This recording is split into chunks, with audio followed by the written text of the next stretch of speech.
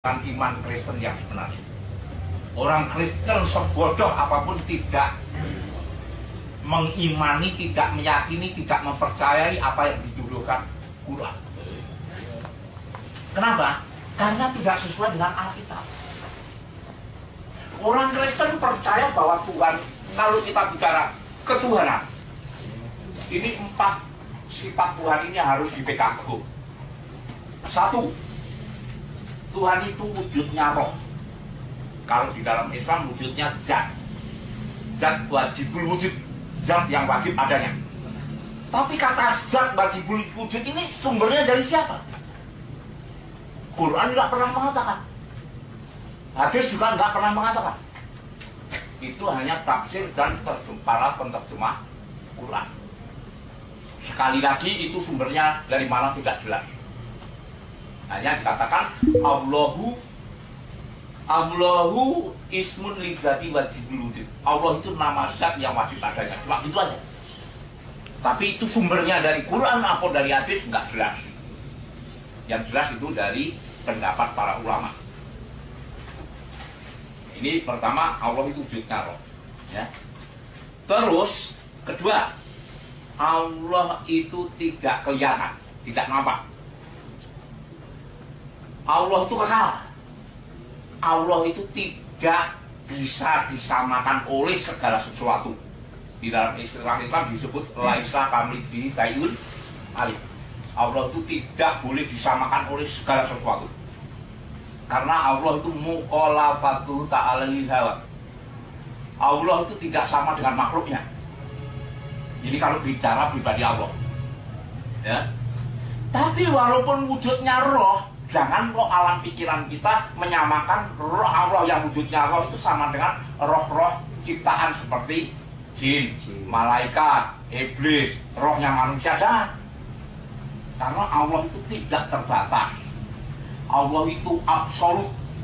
Allah itu tidak bisa dipahami oleh akal manusia. Karena apa? Akal manusia ini yang membuat adalah Tuhan. Sedangkan Tuhan tidak terbatas. Bagaimana akal manusia yang terbatas mau memahami yang tidak terbatas? Omong kosong. Ya. Jadi kalau kita bicara tentang pribadi Tuhan, ya sekali lagi, baik itu firman-Nya, sifatnya, ya, aktivitasnya, jangan sekali-kali disamakan dengan pribadi manusia atau pribadi makhluk. Jelas nggak sama. Contohnya, umpamanya Allah membentuk manusia dari tanah. Ini kan bahasa manusia kan. Sedangkan Allah itu wujudnya zat, wujudnya roh. Bagaimana caranya Allah itu membentuk? Padahal kata-kata membentuk itu jelas kalimat bahasa manusia. Betul? Jelas nggak sama disamakan dengan Tuhan. Makanya baik Quran maupun Alkitab banyak bahasa manusia yang dipakai Tuhan untuk Tuhan, tapi tetap nggak sama. Contohnya apa lagi?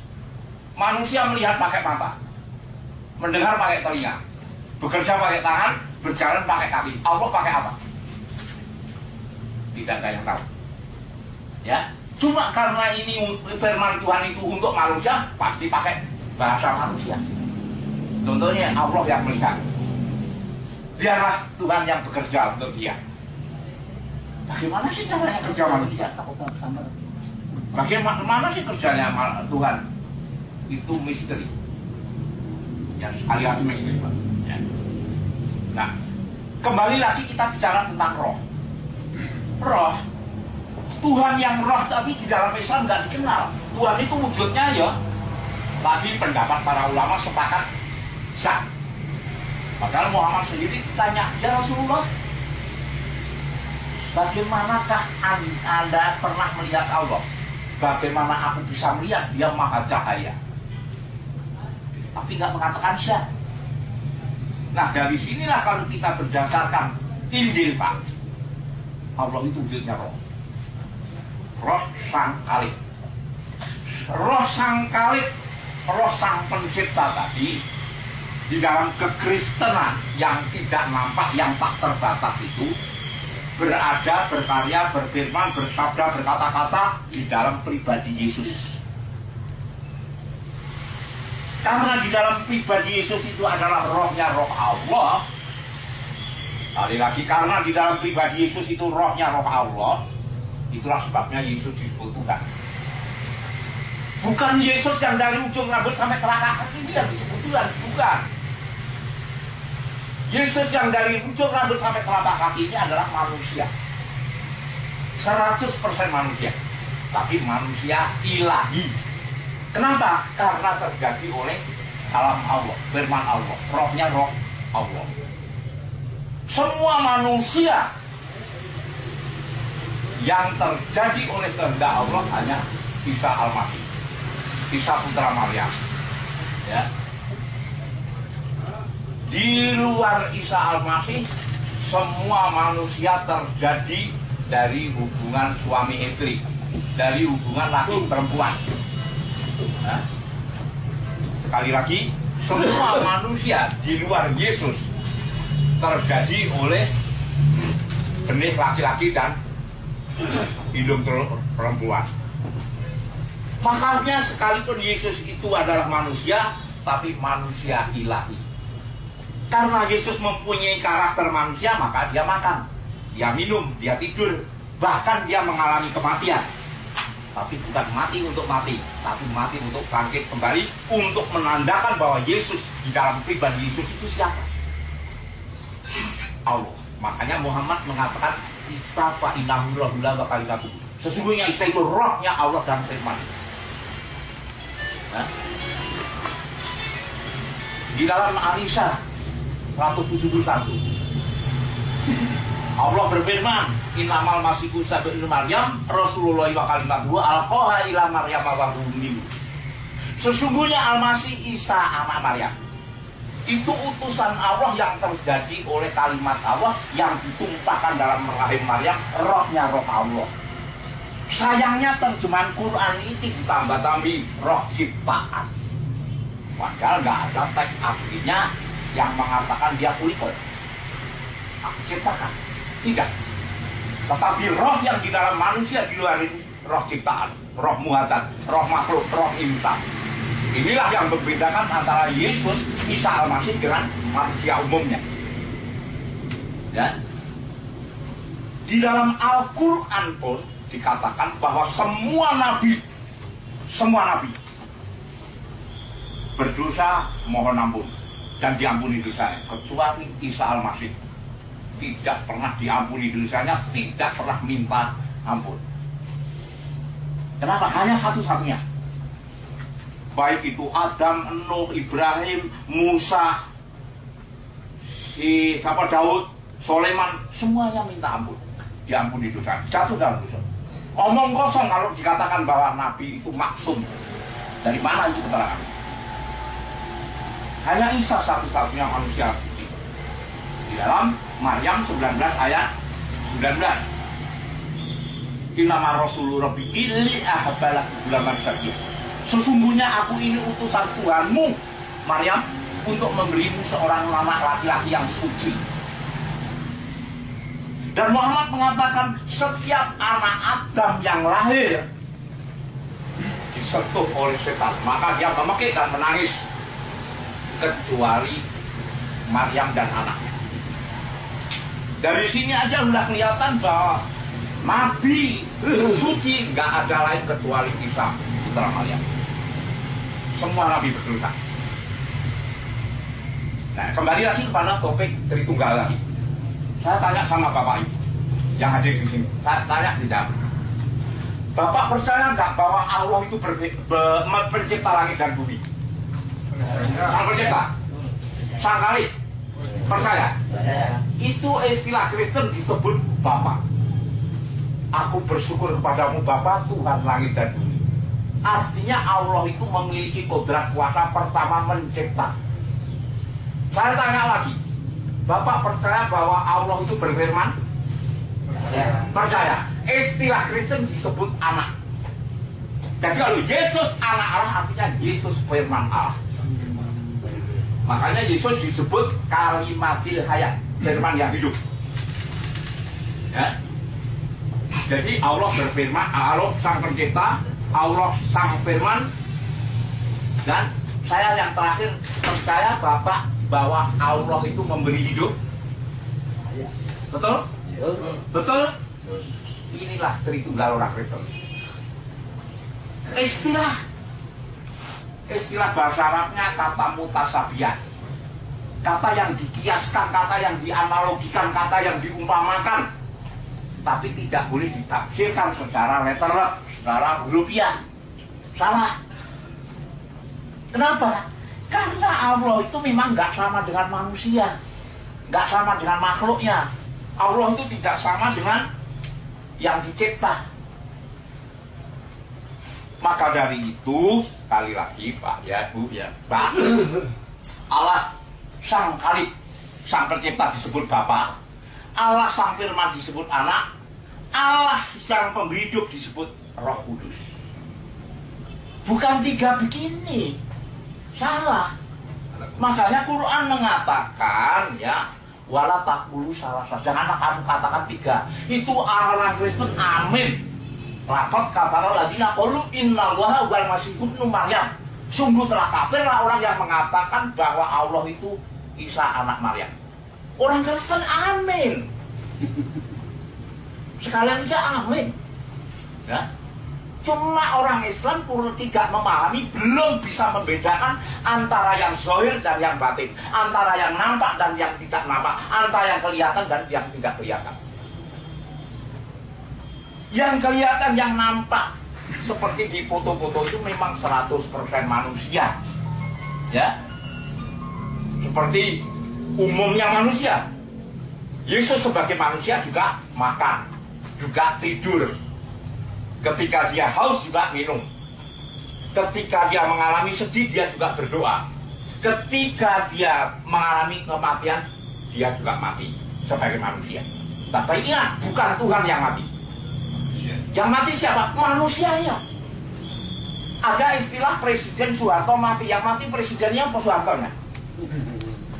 Soehartonya kan? Presiden nggak akan mati. Itulah sebabnya Yesus mengatakan, Eli, Eli lama sabachthani. Ya Tuhanku, mengapa engkau meninggalkan aku? Yesus yang manusia ini mati sebagai manusia karena ditinggalkan oleh roh Tuhan, roh Allah. Maka dia menyebut, ya Allahku, mengapa engkau meninggalkan aku? Jadi yang mati itu adalah manusianya, bukan Tuhan. Tuhan tidak akan pernah mati. Ya? Makanya Yesus berani mengatakan, jikalau kamu tidak percaya bahwa aku adalah ya Allah, kamu akan mati dalam dosa-dosa. Tidak ada nabi yang berani mengatakan anna baturikul hawala wal yad laisa hadiyati ilal abilabi.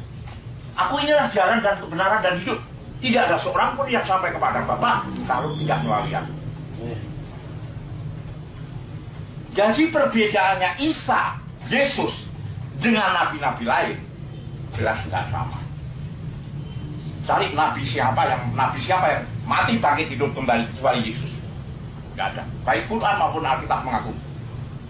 Jadi kalau tadi diterangkan bahwa Isa tidak mati disalib dan dibunuh, bertentangan dengan ayat lain. Jelas. Kalau ayat Quran antara satu ayat dengan ayat lain bertentangan, jelas itu bukan firman Allah.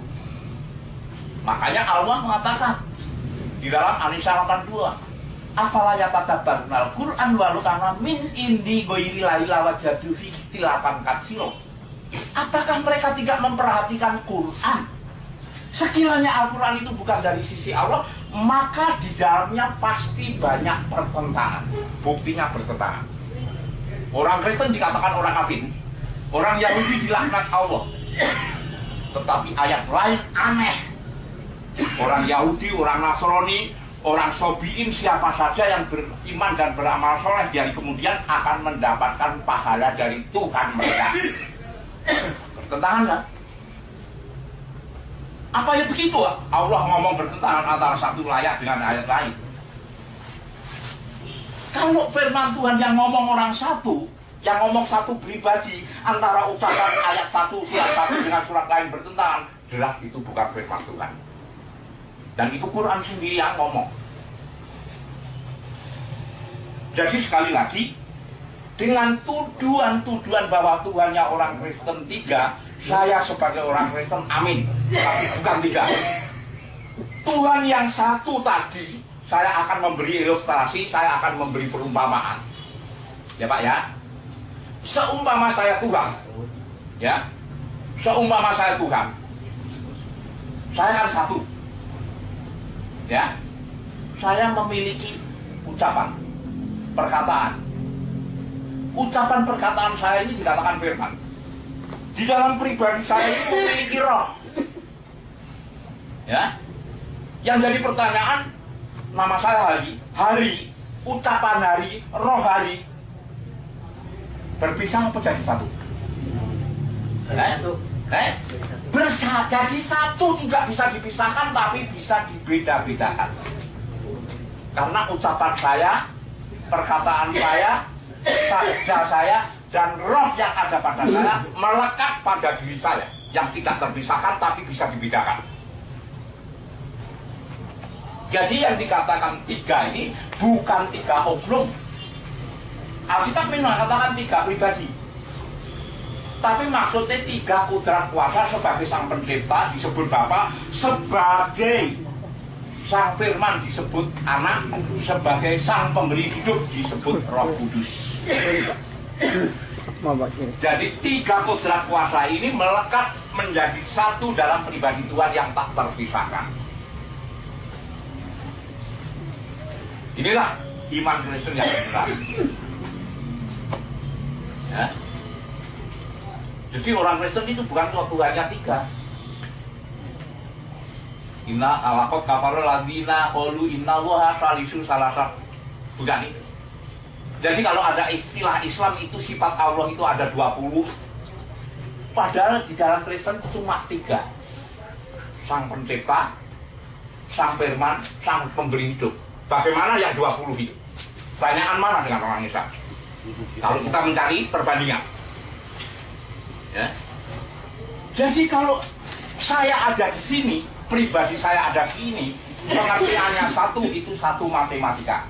Tetapi kalau Allah yang satu yang esa tadi ada di sini, berarti di mana-mana pun ada Allah. Tapi tetap satu. Nah istilah-istilah ini ada di dalam Al-Quran, jangan dianggap dia ada.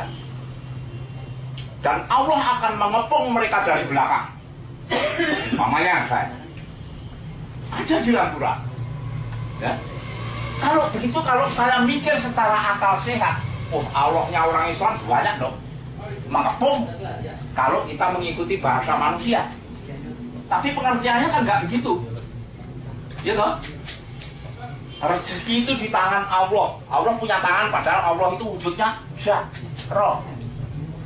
Dari sinilah makanya kita harus memahami bahasa manusia yang diterapkan oleh Tuhan itu nggak boleh sama. Ya. Bumi dalam genggamannya, langit buatan jarinya. Bagaimana? Tuhan berarti punya tangan segede berapa? Tangannya Tuhan kalau bumi di dalam genggamannya. Apa yang begitu? Enggak kan? Ya. Contohnya, kalau kita berdiri di tepi laut, kita memandang sejauh mata memandang laut itu tidak terbatas.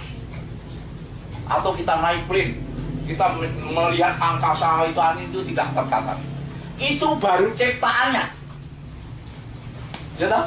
Bagaimana kita mau memahami yang menciptakan?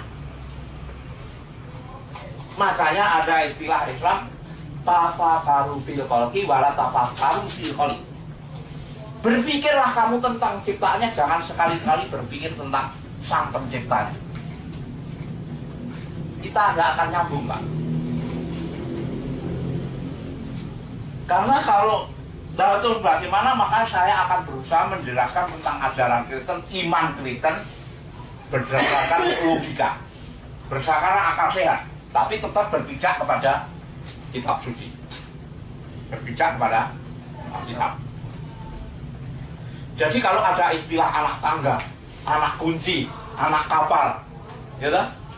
Apa benar kapal itu melahirkan anak? Enggak. Enggak. Apa benar tangga itu melahirkan anak? Apa benar kunci itu melahirkan anak? Enggak kan? Demikian juga anak Allah pengertiannya firman Allah. Kenapa mesti pakai anak Allah, Pak? Bukan firman Allah. Ya iya, jelas kelahiran Yesus melalui seorang anak manusia. Makanya Yesus disebut anak Allah. Bapaknya siapa? Ya bapaknya Allah sendiri. Bapak secara rohani. Karena Allah itu roh. Bukan bapak secara jasmani. Makanya orang Yahudi dan Nasrani tidak percaya Quran itu firman Allah. Karena apa? Allah yang seharusnya maha tahu malah tidak tahu. Iman Kristen yang benar ya. Kenapa? Karena banyak sekali ayat-ayat bahwa Allah memang tidak tahu. Tolong dibaca di surat 9 ayat 16. Benar nggak Allah? Satu ayat aja bertentangan. Benar nggak?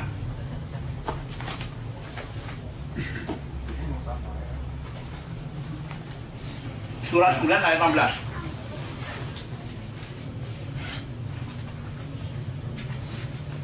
Ya. Ya.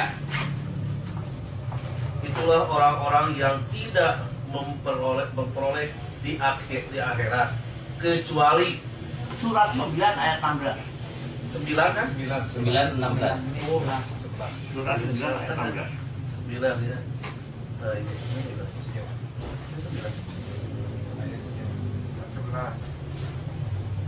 Ayat 16. Apakah kamu mengira bahwa kamu akan dibiarkan, sedangkan Allah belum mengetahui? Sedangkan Allah belum mengetahui. Masuk akal nggak? Allah belum mengetahui. Terus? Orang-orang yang berjihad di antara kamu Dia? dan tidak mengambil menjadi teman yang setia selain Allah, Rasulnya, Heeh. dan orang-orang yang beriman, Heeh. dan Allah maha mengetahui apa yang kamu kerjakan. Coba, dalam satu ayat bertentangan. Tapi Allah belum mengetahui. Padahal itu belum mengetahui. Allah walam, Allah tidak mengetahui. Tapi di ending akhir ujungnya Allah sesungguhnya Allah maha mengetahui. Satu ayat aja bertentangan, Pak.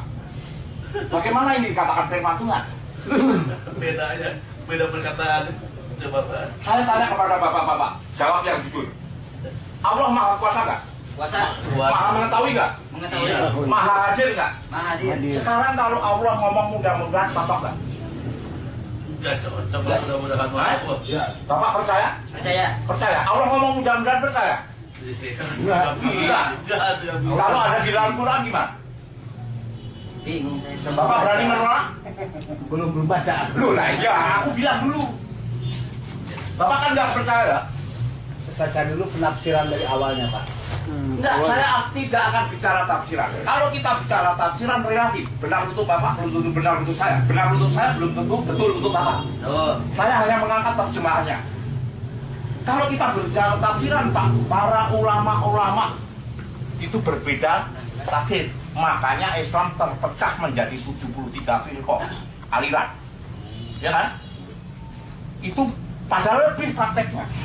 Syiah saja, Syiah itu pecahannya ada 40 aliran. Belum yang lain-lain.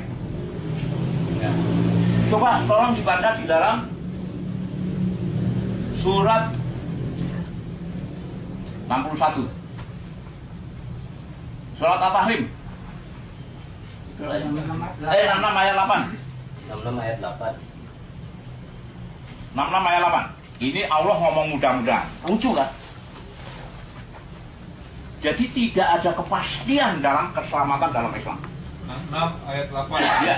Hai orang-orang yang Ya beriman, ayyuhalladzina amanu bertaubatlah tubu ila kepada Allahi taubatan nasuha. Allah Ya. dengan taubat yang semurni-murninya. Ya. Mudah-mudahan Tuhan kamu Heeh. akan menghapus kesalahan-kesalahanmu Mudah-mudahan. dan memasukkan kamu ke dalam surga yang mengalir di bawah sungai-sungai. Ya. Tobat yang semurni-murninya. Mudah-mudahan Tuhanmu menutupi kesalahan-kesalahanmu. Ayu kafirankum sayiatikum wa yudkhilkum jannati tajri, dan memasukkan kamu dalam surga. Tobat yang murni. Apalagi yang tobatnya setengah murni. Bagaimana mau masuk surga? Allah kok ngomong mudah-mudahan? Nggak lucu, Pak. Surat At-Tahrim, Pak, ayat 8. Benar, Pak. Ya. Tapi yang bicara ini siapa gitu sebenarnya? Yang bicara ini Allah. Ya kalau menurut ini. Itu pendapat Bapak. Ya ayyuhalladzina amanu, ya enggak dong. Oh, Kalau pendapat saya, tafsirannya, terjemahannya paradigma pendapat Bapak kan beda. Enggak. Ini terpulang. Saya mengangkat Iya, terjemahan. betul, dari Terjemahannya Quran. dari Ini kan ini. jelas contoh seperti ini kan. Ya. Paradigma contoh. Ini kelihatan kalau di sini kan panjang. Betul? Dari sini panjang. Kalau lihat kan begini. Itu Loh. sama tafsirannya. Makanya saya bilang, Ya. saya nggak bicara tafsiran. Iya betul. Ini adalah terjemahan. Betul. Please lanjut. Ya, Ya ya. ya. Oke. Maaf Pak ya. Iya, nggak apa-apa. Ini bicara ini Kita kan- masalah harus belak-belak. Oke. Saya nggak berhak menafsirkan. Ya. Saya hanya mengangkat terjemahan. Oke. Oke, terus saya. Good. Udah. Sekarang dilanjutkan surat 17 ayat 8. Surat 17. Amin. Bukan ya. Berapa Pak? 28. 2867. 2867. 28 67. 67 ya. Iya. 28 67 itu Al-Qasas. adapun orang-orang yang bertobat Iya. dan beriman Heeh. serta mengerjakan amal yang saleh, Heeh. Oleh. semoga dia termasuk orang-orang yang beruntung. Adapun orang yang beriman, bertobat, mengerjakan amal soleh, semoga. Ayat apa? Tapi tobat semurni-murninya mudah-mudahan. Ini beriman, bertobat, mengerjakan amal soleh, semoga.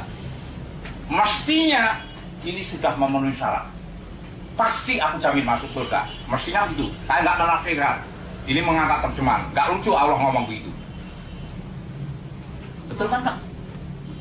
Sekarang saya tanya sama Bapak. Bapak apa memenuhi kriteria ini? Gimana Pak?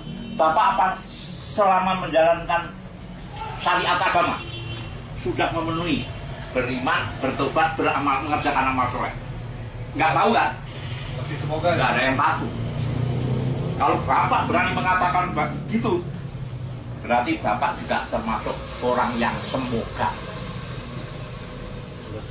Saya beri akan ilustrasi Pak. Seandainya ini Pak Yudi pengusaha, Bapak sama kerja sama Pak Yudi.